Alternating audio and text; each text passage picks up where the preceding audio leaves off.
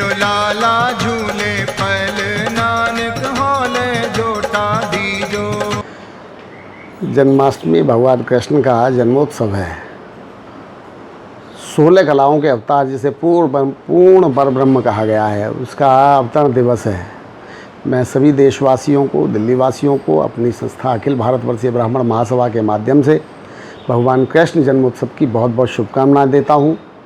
भगवान कृष्ण हमारे जीवन में रचें बसें, हम उनके बताए हुए आदर्शों पर, उनके मार्गों पर चल सकें। मैं बहुत बहुत शुभकामनाएं देता हूं। अभी पीछे आपने देखा, मैं 5 तारीख के लिए भी जो एक बहुत लंबे समय से जो प्रतीक्षा व्यवस्था कार्य हुआ, राम जन्मभूमि पे शिलान्यास का कार्य, मैं समस्त देशवासियों को राम जन्मभूमि पर शिलान्यास के लिए भी बधाई देता हूं। भगवान, हम जब तक अपने जीवन में राम या कृष्ण के चरित्र को चरितार्थ नहीं करेंगे, तब तक हमारा मार्ग प्रशस्त नहीं होगा। भगवान कृष्ण ने एक संदेश दिया, जीवन में मुस्कुराते रहना।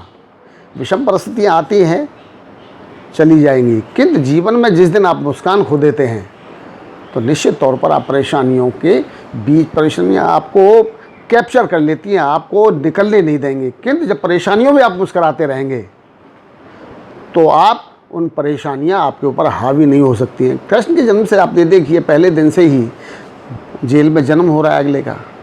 जेल में जन्म होने के बाद में जिन माता पिता ने जन्म दिया, वो वहाँ से निकल करके दूसरे घर में पल रहा है।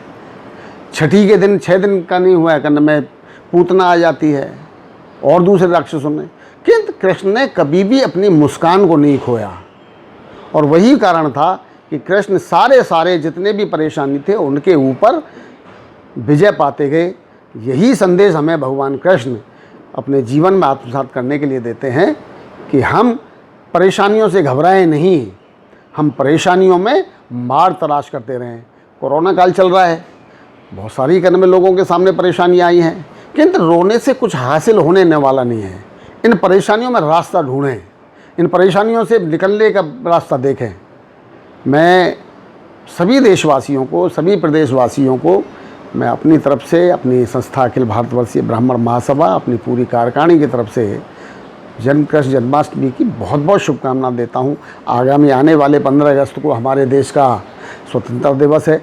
उसके लिए भी हमें सजग रहना पड़ेगा। अपनी स्वतंत्रता को बचाए रखने के लिए हमें स्वतंत्रता मिली है,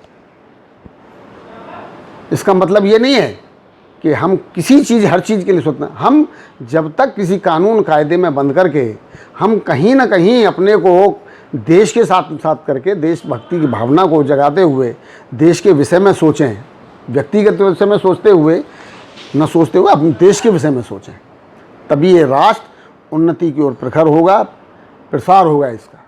मेरी कृष्ण जन्माष्टमी के साथ साथ में स्वतंत्रता दिवस के इस पावन पर्व की भी बहुत बहुत मंगल कामनाएं, शुभकामनाएं।